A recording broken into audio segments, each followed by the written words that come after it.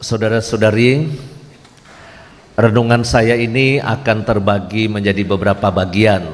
Nanti ada bahan pengajaran terkait Pilgrims of Hope.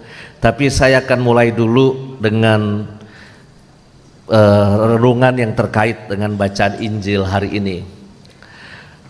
Kita kadangkala suka bilang begini kalau di akhir tahun atau di awal tahun seperti ini. Aduh, waktu kok jalannya cepet sekali. Tahu-tahu sudah 2025. Kita suka bilang begitu. Rasanya saya juga kayaknya baru bulan Mei yang lalu saya genap umurnya 50. Kok ini sebentar lagi udah mau bulan Mei lagi 51. Aduh, tambah tua deh saya gitu ya. Untuk kita beberapa orang mungkin berkata, aduh jalannya waktu ini terlalu cepat.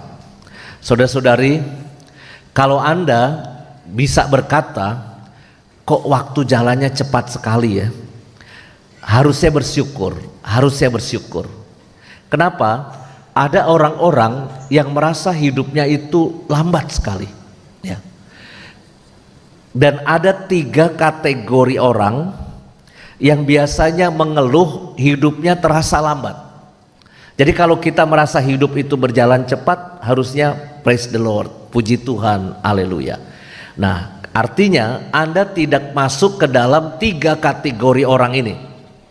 Orang pertama yang mengeluh hidup berjalan lambat itu adalah orang yang sedang berada di dalam penjara. Kalau kita nonton film-film tentang narapidana, biasanya di tembok-tembok tuh ada garis-garis 1, 2, 3, 4 dicoret, 5. Jadi ngitung hari kapan bebas ya. Maka kalau kita berkata hidup kita cepat, pertama syukurilah sekarang ini kita menjadi manusia bebas. Kita tidak terlibat kriminal yang lalu ditangkap polisi, lalu kita di penjara. Anda mau ikut PD di sini pendalaman Alkitab bersama Bindoman Buddha Kudus bisa. Habis ini pulang mau jalan-jalan ke mall bisa. Habis itu mau kuliner pergi ke sana yang Anda suka bisa. Puji Tuhan. Berarti kita menjadi manusia bebas. Ada seorang teman saya coba-coba beli narkoba, drug online belinya cuma kecil, setengah gram online dia beli tuh. Taunya apa?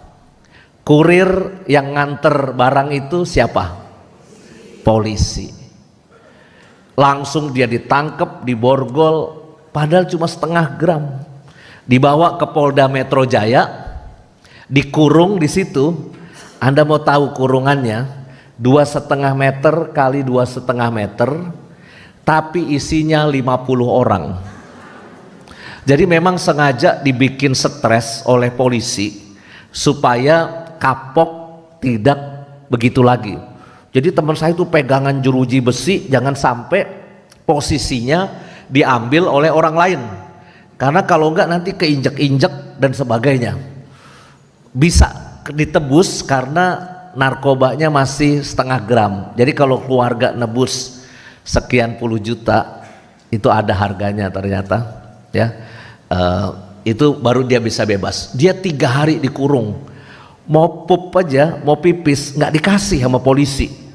Jadi dia stres, nahan kencing, nahan mau buang air gitu ya, dia stres. Terus dia cerita sambil ngaku dosa gitu ya, dia cerita bahwa 3 hari di penjara itu rasanya kayak 1 tahun, lama gitu. Nah maka teman-teman, Bapak Ibu, saudara-saudari, sekarang kita menjadi manusia bebas, tidak melakukan kriminal-kriminal tertentu. Berarti syukurilah hidup kita, pekerjaan kita tidak melanggar hukum. Kenapa? Profesi orang Katolik itu ternyata macam-macam loh. Saya ke penjara Cipinang, ada orang Katolik pengedar narkoba kelas kakap, maka terancam hukuman mati. karena dia pengedar narkoba. Ada juga orang Katolik di Jakarta yang punya apa? Klub malam. Klub malamnya itu klub malam plus. Dan anehnya saya datang lagi ke situ. Gara-gara apa? Ini peristiwa 24 tahun lalu. Saya baru jadi romo 7 hari. Diculik sama umat, Romo karaoke yuk. Saya kan hobi nyanyi. Karaoke itu kalau buat saya, pikiran saya karaoke itu family karaoke. Kalau di Jakarta tuh ada Inul, ada Naf-Naf, ada Happy Papi, ya. Mungkin di Surabaya saya nggak tahu namanya, tetapi family karaoke. Maka saya ayo malam minggu. Dulu kan malam minggu saya suka nganggur waktu awal-awal jadi romo, karena belum seterkenal sekarang sih, ya kan. Kalau sekarang kan, yang ngantri jadwal saya banyak, nggak sempet nganggur. Maka nganggur diculiknya ke karaoke. Masuk langsung disambut akuarium. Tapi bukan akuarium ikan. Akuarium cewek. Wece-wece. Dengan topless, nggak pakai apa-apa atasnya. Saya sebagai romo muda, saya mencoba melengos nggak ngelihat. Tapi kan serba salah. Dilihat dosa, nggak dilihat sayang gitu kan, ngintip dikit-dikit gitu. Karaoke-nya juga ganas. TV pertama kedua itu daftar lagu, tapi TV ketiga foto cewek lengkap dengan ukurannya 34B, 36C gitu ya, ditulis di situ. Jadi kalau kita pencet tuh nomor orang itu, maka dia akan datang nemenin kita nyanyi di ruang karaoke. Aduh, saya bilang, Pak, kok saya dibawa ke tempat kayak gini sih? Ya biar Romo ada pengalaman, katanya gitu. Hebatnya apa? Ownernya itu klub yang penuh dengan dosa, yaitu prostitusi, yaitu judi, pijet, ya. Terus juga ada apa lagi lah, pokoknya plus-plus semua. Itu orang Katolik. Ketika dia tahu ada seorang romo datang ke klubnya, dia turun dari kantornya, dari ofisnya, tergopoh-gopoh. Aduh Romo, saya bahagia sekali. Akhirnya ada seorang romo mau datang ke tempat bisnis saya ini. Siapakah saya ini sampai seorang romo mengunjungi saya, kata dia. Kan mirip kayak Elizabeth ketemu dengan Maria, ya kan, siapakah saya ini gitu. Aduh Pak, saya juga ketipu, datang ke sini kejebak. Saya bilang, nggak apa-apa Romo, minggu depan Romo datang lagi ya. Saya sama istri saya punya rencana memberkati klub malam ini. Yuk bayangin, orang punya bisnis melawan perintah Tuhan, bisnisnya kan bertentangan dengan ajaran Tuhan, bisnis dosa. Tapi minta berkat dari Tuhan, ini kan aneh. Saya bilang, Bapak korslet ya, saya bilang gitu. Nggak mungkin saya memberkati klub ini gitu loh. Memberkati toko jualan kue normal, ya kan. Memberkati pabrik obat normal. Memberkati peternakan udang normal, ya. Karena pekerjaannya nggak bertentangan dengan pekerjaan Tuhan. Ini ibaratnya mau maling, sebelum maling doa dulu. Tuhan supaya saya nggak ketahuan, Tuhan nggak ketangkep. Nggak sinkron antara perbuatannya dengan minta berkat Tuhan, itu bagi saya nggak sinkron. Maka saya kira orang Katolik itu bisnisnya macam-macam lah sebetulnya. Usaha Anda, profesi Anda, pekerjaan-pekerjaan Anda. Syukurilah kalau pekerjaan Anda itu memang dekat, tidak bertentangan dengan pekerjaan Tuhan, ya. Karena hari ini itu seruannya adalah soal pertobatan. Bertobatlah, kerajaan Allah sudah dekat, ya. Kerajaan sorga sudah dekat. Cuma kadangkala kita ini bertobat kayak orang diet sebetulnya. Tarsok, ya kan? Tobatnya besok gitu loh. Kalau kita lagi asik berbuat dosa, ya, maka tobatnya kapan-kapan aja. Nah, problemnya kita nggak pernah tahu Tuhan comot kita sampai kapan tuh umur kita. Kalau bapak ibu yang sudah jadi lansia kayak gini nih, beberapa sudah lansia kan 60 tahun plus, enak, udah tobat ya. Dan udah dosanya udah kecil-kecil. Biasanya lansia tuh yang rambutnya udah putih nih sudah meninggalkan dunia hitam. Ya. Jadi dosanya kecil-kecil ya. Tapi mungkin orang-orang yang berumuran tertentu lagi kenceng-kencengnya berbuat dosa. Maka saya kira paling baik kita dengarkan seruan hari ini soal pertobatan itu. Ini orang pertama yang merasa hidupnya lambat, kalau dia ketangkep polisi di penjara lambat. Maka syukurilah kita hidupnya baik, menjadi manusia bebas, puji Tuhan. Yang kedua, orang yang hidupnya berjalan lambat itu siapa? Orang yang lagi sakit, apalagi opname di rumah sakit. Zaman Covid kita kayak pesakitan semua, nggak bisa pergi kemana-mana, di dalam rumah terus gitu. Saya juga opname di Carolus tahun 2020, itu bener-bener menghitung harinya itu stres, karena kan nggak boleh ketemu, nggak ada yang besuk juga. Hiburannya apa? Dapat video call. Wih, Bapak Uskup, Bapak Kardinal video call, cepat sehat ya Romo, terima kasih Bapak Uskup. Di swab masih negatif, walaupun udah diberkati Bapak Uskup tuh, lewat video call masih negatif. Terus Romo-Romo teman-teman video call, frater-frater video call, umat-umat yang saya kenal video call, Romo cepat sembuh ya, ya makasih, didoain, swab tetap negatif, tetap positif, sorry salah kebalik. Besoknya yang video call mantan pacar saya. Waktu cinta monyet masa SMP dulu. Padahal sudah 25 tahun gak kontak. Ya. 35 tahun karena putusnya sebelum saya masuk seminari. Entah dia dapat info dari mana, Romo Justinus Ardianto opname kena Covid di Carolus. Wah, dia cari kali dari temennya sedemikian rupa ingin video call saya. Mungkin masih ada rasa kali dia ya. Takut saya mati gitu kan. Yus, apa kabar? Oh baik, saya lagi opname. Kamu gimana? Sehat nggak? Sehat. Bagaimana kehidupan kamu? Ya sekarang sudah punya anak 2 katanya gitu. Masih inget nggak dulu kita makan bakso di sebelah sekolah? Pokoknya asik ngobrol. Besoknya di swab negatif loh saya langsung. Jadi imunnya langsung naik gara-gara video call ya. Tetapi buat saya bayangkan sakit ya, itu menderita sekali, apalagi di infus nggak bisa kemana-mana. Apalagi mungkin beberapa dari keluarga, saudara kita, sahabat kita mungkin sudah stroke, lumpuh ya, langsung nggak bisa kemana-mana.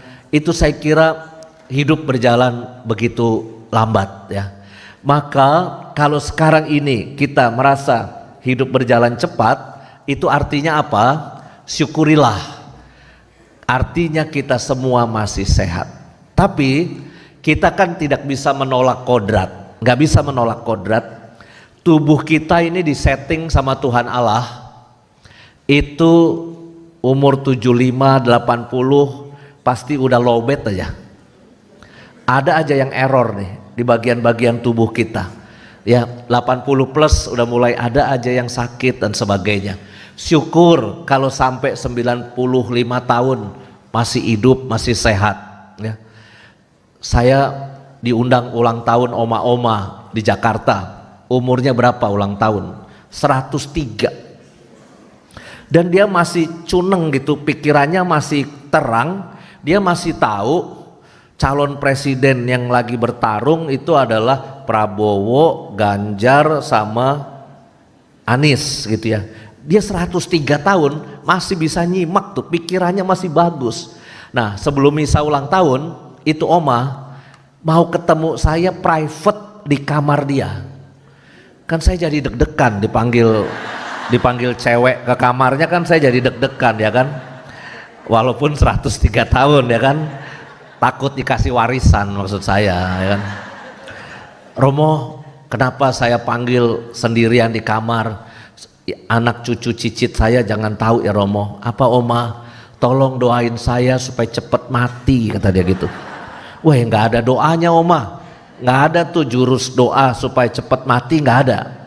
Yang ada supaya kita tenang, ikhlas, bersyukur, gembira dalam hidup. Nanti Tuhan ngambil, kita udah tenang gitu.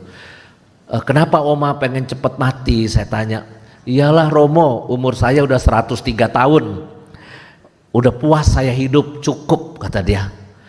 Nah, habis itu saya berkatin, saya doain, misa. Habis misa potong kue, anak cucu cicit pakai baju seragam semua, keplok-keplok, panjang umurnya, panjang umurnya. Omanya pengen cepet mati, anak cucu cicitnya doain supaya panjang umur. Bapak Ibu, kita nggak pernah tahu lah kesehatan kita ini, ya. Ada orang yang berharap matinya itu mati yang dalam keadaan bagus, entah lagi tidur, entah lagi, jangan sampai meninggal dunianya itu melalui perjuangan sakit sedemikian rupa, ya. Maka saya kira baik kalau awal tahun seperti ini, ya, kalau berdoa jangan cuma minta supaya hidupnya baik. Minta supaya hidup baik itu seperti doa-doa intensi kita ini, minta supaya sehat, minta supaya keluarga rukun bahagia, minta supaya rejeki itu berlimpah, itu minta supaya hidupnya baik. Tapi tolong selipkan juga dalam doa kita, minta supaya Tuhan kalau boleh kasih aku kematian dalam keadaan baik, entah umur berapa, ya, entah umur berapa. Maka saya kira syukurilah rahmat kesehatan. Walaupun saya lihat itu ada orang-orang pergi ke Thailand. Salah satu contohnya itu pengacara siapa yang pakai cincin gede-gede itu, Hotman. Dia pergi ke sono, itu katanya terapi, mahal sih katanya. Itu terapi katanya bisa bikin panjang umur sampai 120 tahun. Saya sih nggak pengen umur sampai 120 tahun, ya kan? Ya. Ada beberapa romo juga ke sono tuh, ke Thailand, terapi, detox katanya, detox demikian rupa. Yang lucu apa? Setiap hari dalam proses itu kita harus keluar kamar bawa apa? Pup kita, kotoran kita. Nanti diaduk-aduk tuh sama ininya, terus diperiksa di situ. Saya bilang enggak ah. Tapi ya minta supaya panjang umur, sehat. Kalau mati dalam keadaan baik itu perlu dimohonkan, ya. Ada seorang ibu lagi tidur sama suaminya, tiba-tiba jam 3 pagi dibangunin sama suaminya, nggak bangun-bangun, udah meninggal. Padahal malam masih ngobrol tuh sama suaminya. Ada seorang dokter lagi teleponan sama adiknya, adiknya di Tegal, dia di Jakarta, terus dia tutup telepon. Tiba-tiba dia rebahan di sofa gitu, nggak bangun lagi, meninggal. Ada yang begitu. Ada romo mau memimpin misa, dia pakai kasula ini, kasula dilempar ke belakang, badannya ikut kelempar ke belakang. Dia meninggal di sakristi. Ada romo lagi jogging sambil rosario, duduk di depan Gua Maria, tiba-tiba lemes, miring gini, jatuh, ya. Artinya ada orang yang mengalami, itu kematian mendadak, tapi buat saya dia tidak mengalami sakit lah, ya. Maka kita mohon rahmat supaya kita tetap sehat. Yang ketiga, orang yang hidupnya berjalan lambat itu siapa? Orang yang kesepian, nggak punya teman, nggak punya komunitas, ya. Ibu saya pada akhir hidupnya sempat merasa kesepian. Karena apa? Sudah lemes, ya. Diajak kemana-mana nggak mau, aku di rumah aja.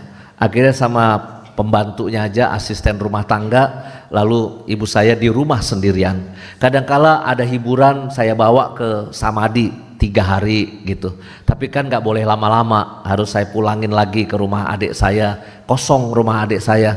Maka ibu saya juga mengalami kesepian di hari-hari masa tuanya. Maka saya kira mumpung kita masih pada sehat gini nih, Paling bagus itu di samping punya keluarga yang rukun bahagia ya, itu juga punya pertemanan persahabatan seperti ini, komunitas. Itu akan membuat harapan ya, kegembiraan. Maka saya kira ini harus disyukuri ketika kita punya teman-teman yang baik yang menemani kita. Baik, sekarang saya akan masuk ke topik renungan tentang Pilgrim of Hope ya. Tolong ditampilkan ininya, PowerPoint-nya. Temanya itu peziarah pengharapan.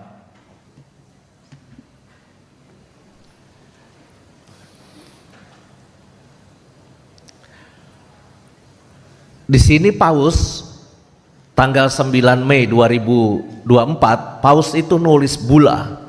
Bula itu surat instruksi supaya dilaksanakan di seluruh gereja di seluruh dunia.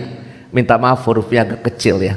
Judul bulanya itu adalah harapan tidak mengecewakan, spes non confunded ya. Kenapa harapan tidak mengecewakan? Karena hanya satu hal di dunia ini yang mungkin tidak mengecewakan, yaitu kasih Tuhan. Mungkin kalau ikatan-ikatan dunia, barang-barang dunia, kita mengikatkan diri pada itu, mungkin suatu ketika itu akan mengecewakan. Nah, Paus mengajak kita supaya kita tahun 2025 ini itu benar-benar berpegang pada Tuhan Yesus yang adalah pintu keselamatan dan sumber pengharapan. Sehingga temanya itu adalah peziarah pengharapan. Nah, persoalannya, apakah kita tidak pernah kecewa sama Tuhan? Kalau di sini tulisannya kasih Tuhan tidak mengecewakan.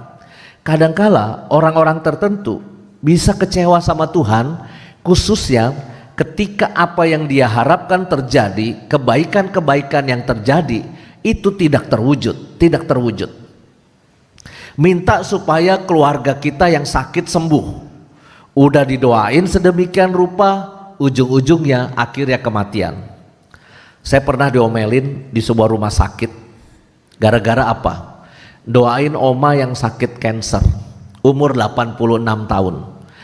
Ada 2 anak dia, yang satu Protestan, yang satu Katolik. Yang Protestan sebelumnya ngundang Pak Pendetanya, ngundang penginjil.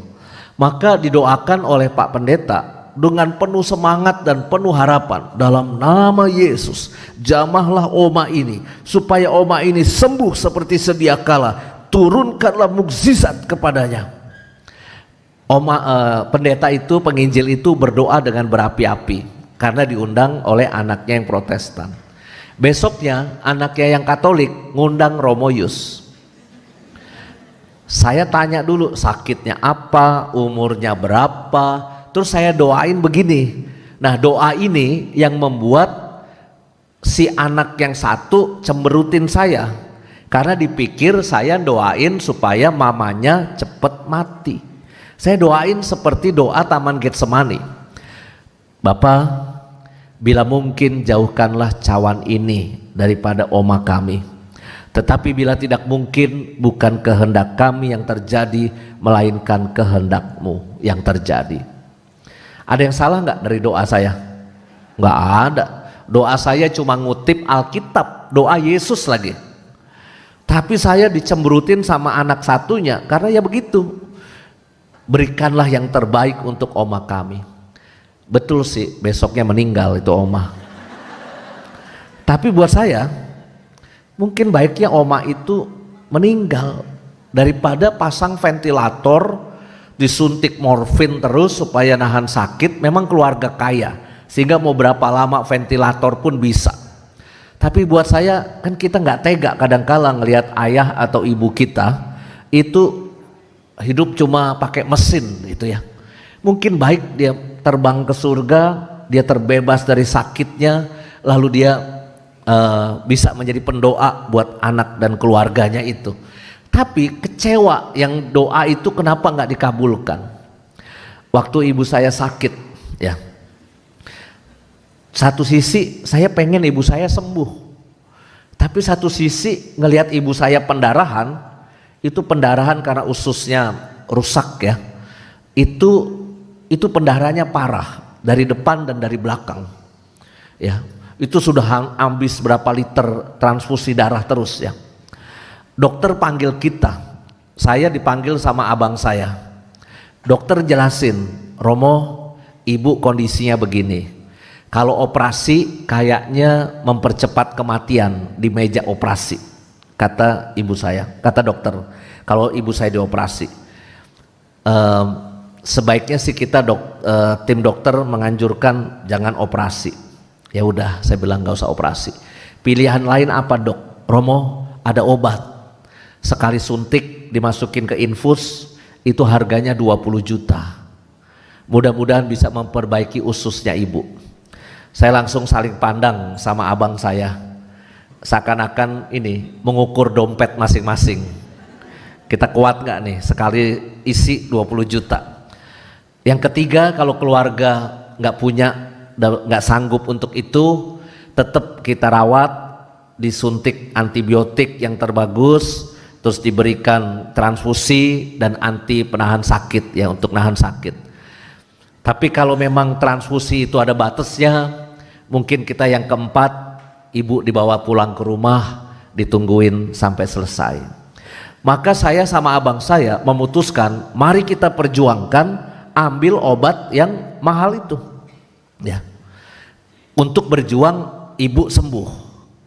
Tapi pulang dari rumah sakit malamnya, apa yang saya lakukan? Saya bikin buku misa requiem, misa kematian ibu saya. Ibu saya masih hidup, tapi saya sudah bikinin buku misa kematian ibu saya. Itu yang terjadi. Dan 7 hari disuntik-suntik gitu, akhirnya ibu saya meninggal dunia. Saya coba ingin mengatakan apa? Kita dalam hidup itu harus punya satu, iman yang benar dan iman yang besar. Iman yang besar itu adalah kalau kita sedang butuh sesuatu, gedor hati Tuhan, minta, terus mohon sampai Tuhan memberikan mukjizat kepada kita. Minta, itu iman yang besar, harus. Tapi kita juga harus punya iman yang benar. Iman yang benar itu adalah seperti doa Yesus, kalau tidak mungkin terjadi, bukan kehendakku melainkan kehendakmu. Maka tidak akan ada kekecewaan. Takutnya kita ini kecewa. Umat baik di Jakarta, Surabaya, di kota-kota lain nih, dalam pengalaman saya baca fenomena, umat itu paling seneng ngundang ranking 1 romo-romo yang punya karunia penyembuhan. Ya kan? Kalau ada acara penyembuhan, umat itu geruduk rame-rame. Yang ranking 2 romo-romo yang kalau khotbah, kalau cerita lucu-lucu dikit atau lucu-lucu banyak.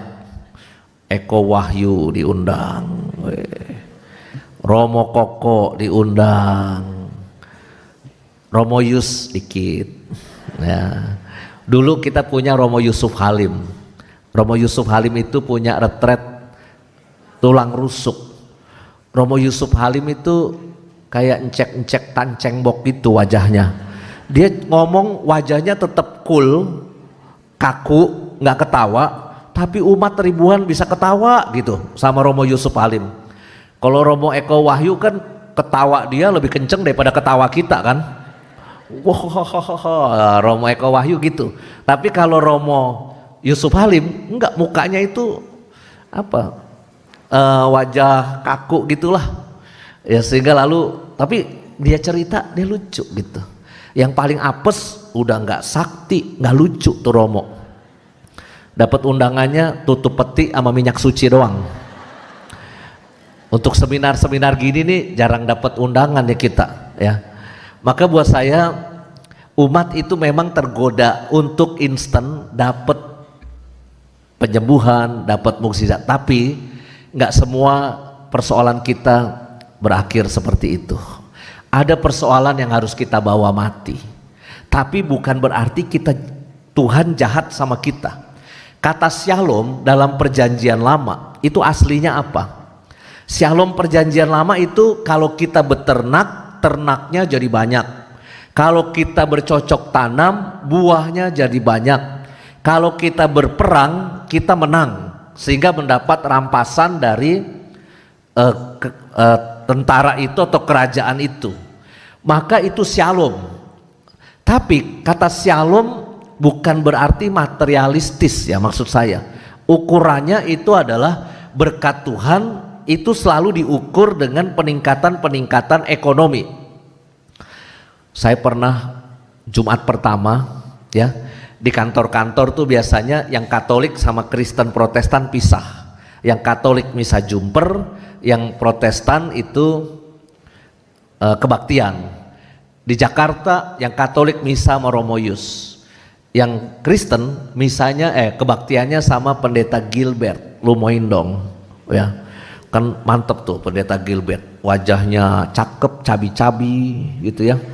Bajunya keren, pakai apa tuh yang buat nahan perut di sini nih, suspender, wah, nenteng Bible, turun dari Alphard, pintunya kebuka sendiri, saya turun dari ojek motor,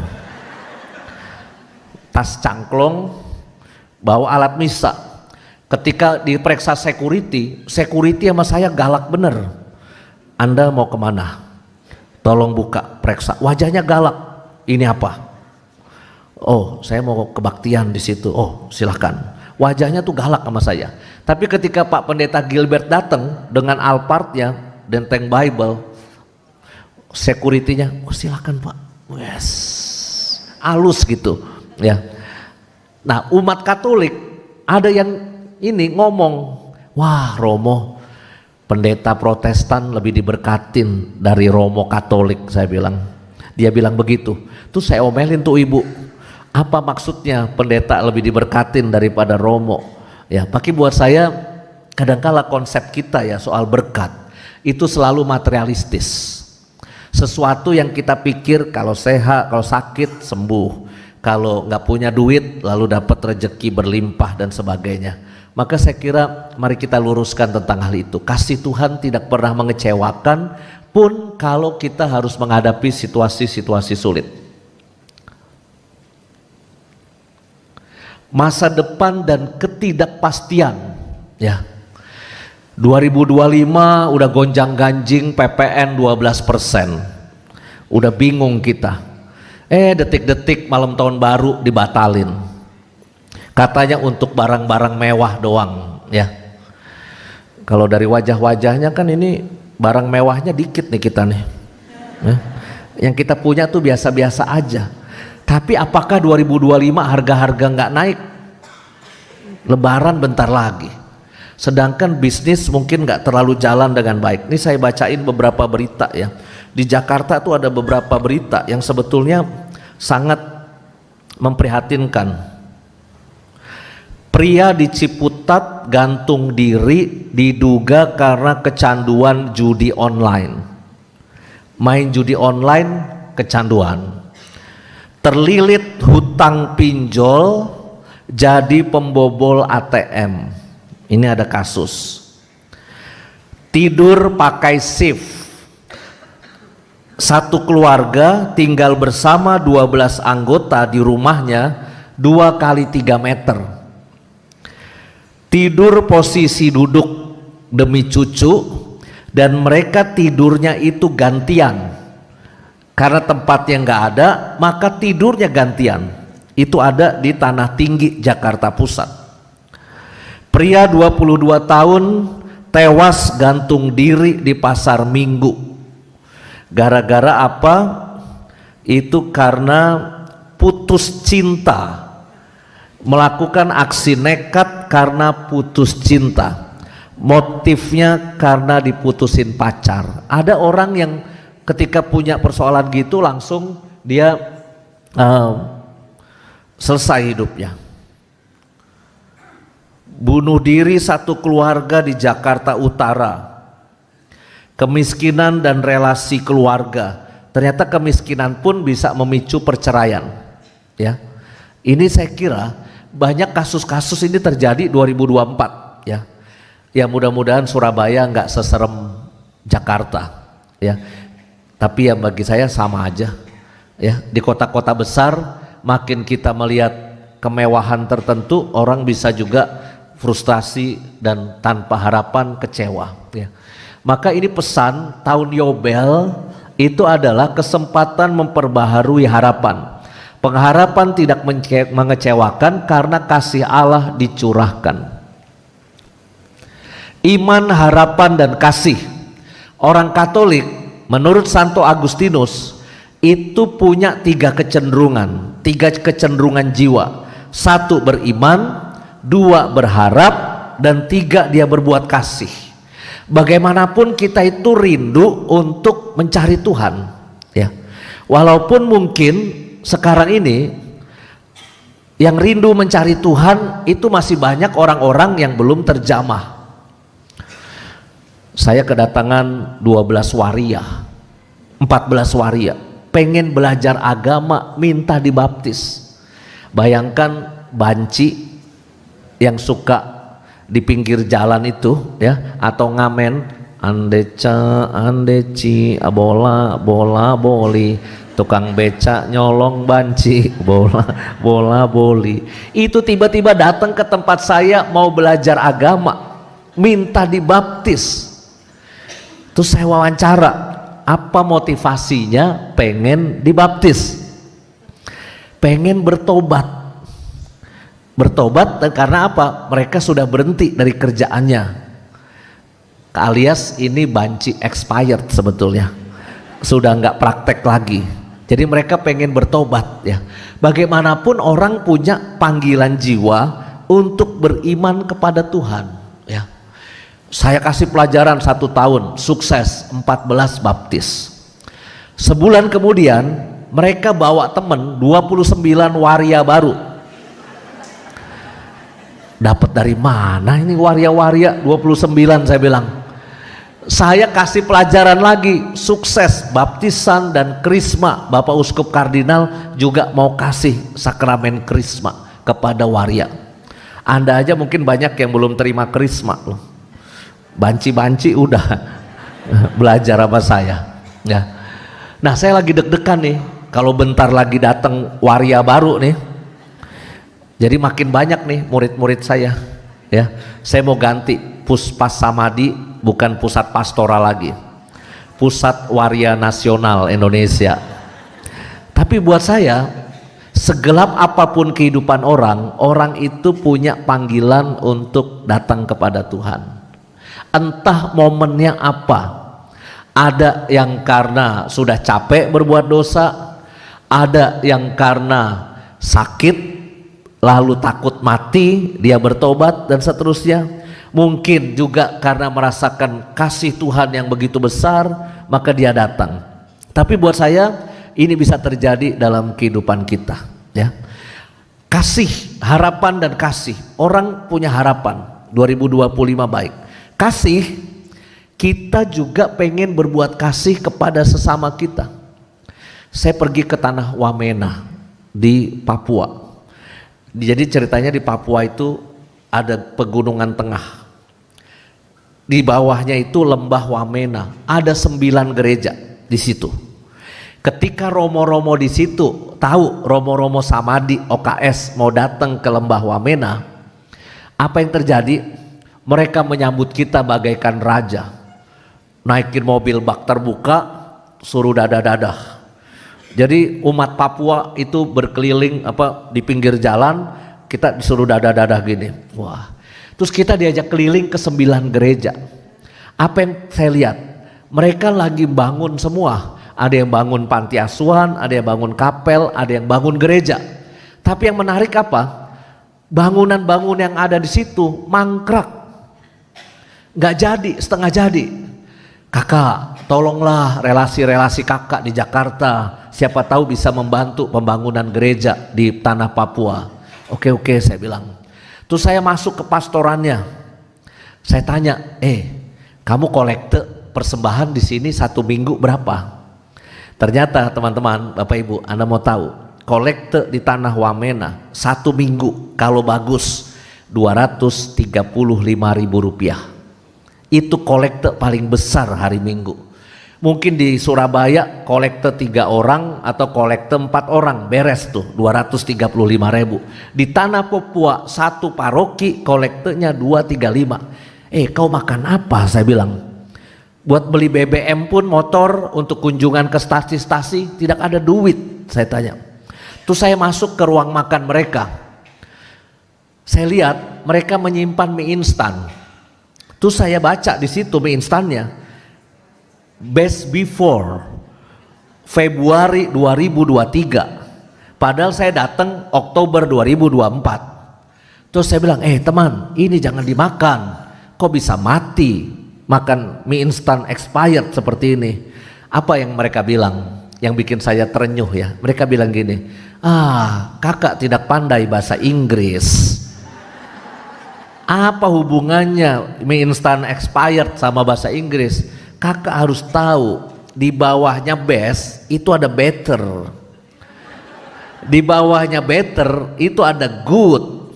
Baru kita bad, worse, dan seterusnya. Kakak tidak pinter bahasa Inggris. Ya kenapa? Saya tanya, iya kalau kita tidak bisa dapat mie instan yang best, siapa tahu ini masih better kita makan. Kalau kita nggak bisa dapat mie instan yang better, siapa tahu ini masih good kita makan walaupun sudah expired 1 tahun. Aduh, hati saya terenyuh. Di Jakarta, di Surabaya, saya bisa makan apapun yang enak-enak. Nggak ada Romo mati kelaparan di Jakarta sama Surabaya, nggak ada. Yang ada mati stroke, darah tinggi, kolesterol tinggi, ya. Karena apa? Umatnya baik-baik. Ya, kalau ngelihat Romo yang agak kurus saja, Anda semangat membombardir dia dengan makanan. Nanti kalau Romonya udah gendut, baru dikomentarin, Romo diet ya, hati-hati ya, dan seterusnya.